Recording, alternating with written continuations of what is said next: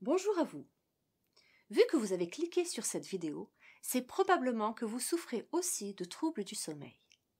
Si vous suivez ma chaîne régulièrement, vous remarquerez que j'ai déjà fait une vidéo abordant troubles du sommeil et troubles du spectre de l'autisme. Avec celle-ci, je vais vous apporter plus de précisions sur le sujet. Dans cette vidéo, je vous parlerai des conséquences des troubles du sommeil, leur principale origine, et en fin de vidéo, j'aborderai ma propre expérience avec la mélatonine.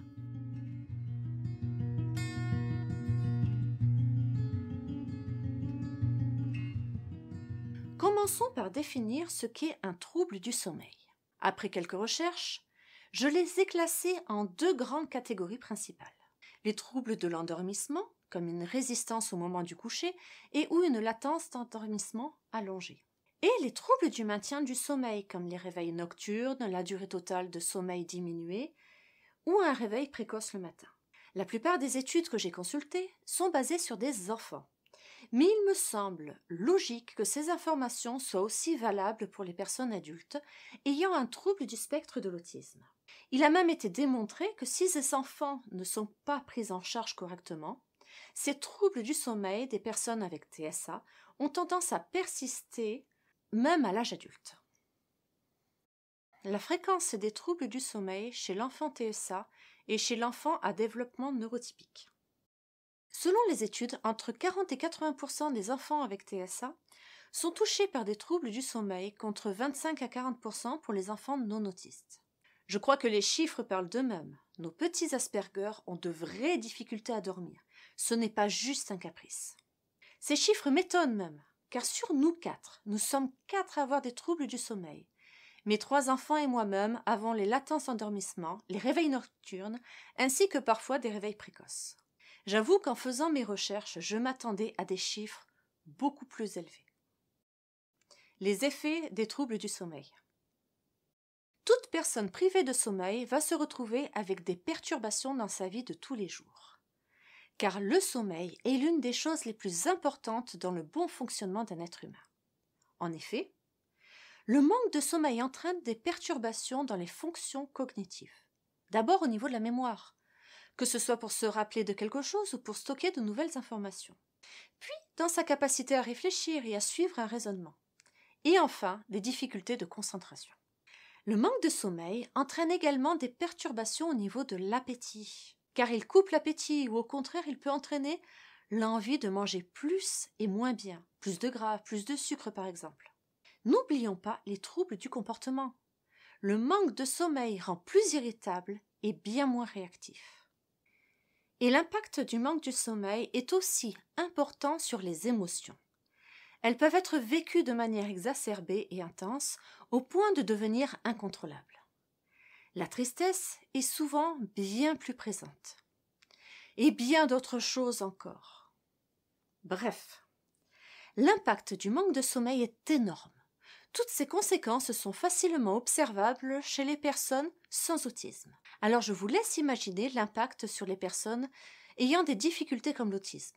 Il a notamment été observé que le manque du sommeil chez les personnes présentant un TSA provoque non seulement toutes ces perturbations citées précédemment, mais aussi une aggravation des troubles comportementaux dus à son autisme.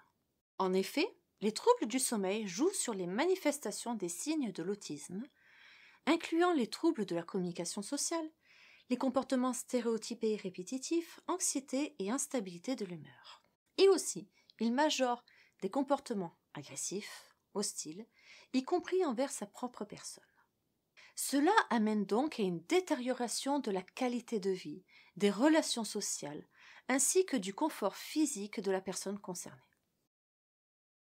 Comment fonctionne le cycle du sommeil ? Le rythme veille-sommeil est sous le contrôle de l'horloge biologique de notre corps. Le fonctionnement de cette horloge est ajusté sur 24 heures, principalement par l'alternance entre la lumière du jour et l'obscurité. Sachez cependant que les heures régulières de lever, de coucher, de repas et des activités sportives ou professionnelles influencent aussi notre horloge interne.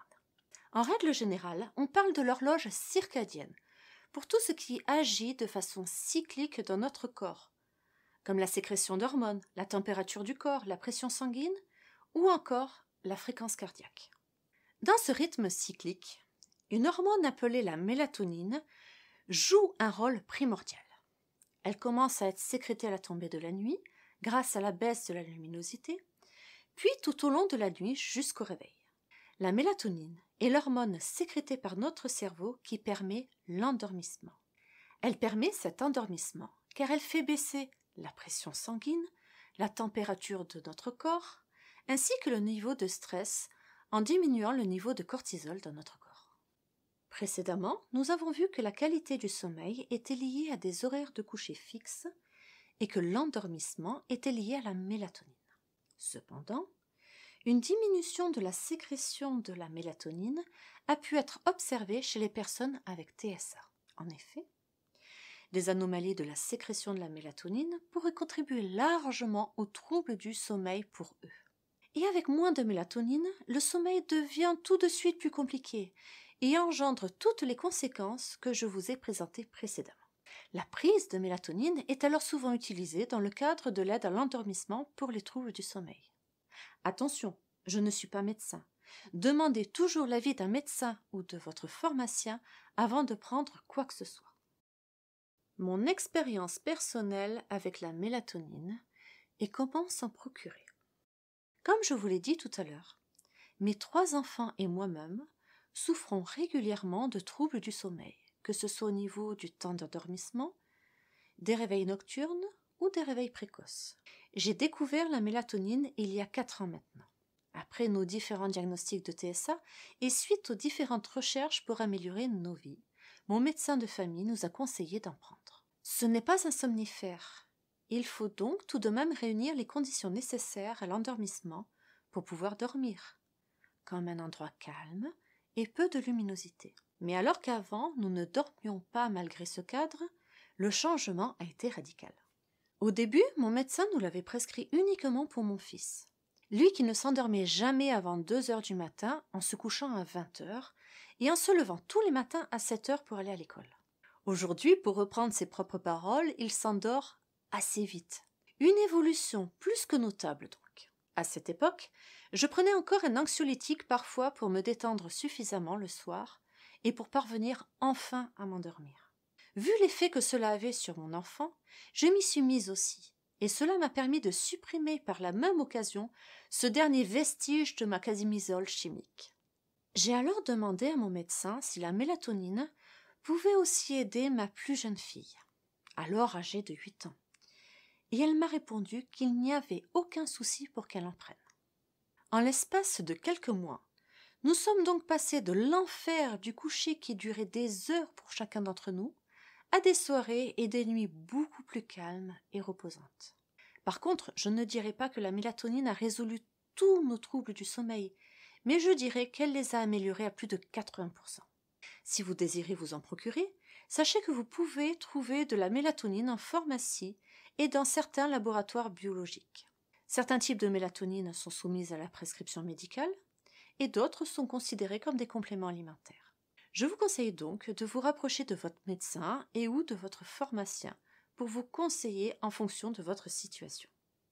Je vous remercie d'avoir regardé cette vidéo et je vous souhaite de nombreuses nuits reposantes.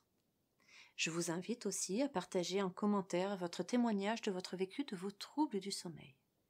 Et si vous en avez, pensez à partager vos astuces pour mieux dormir.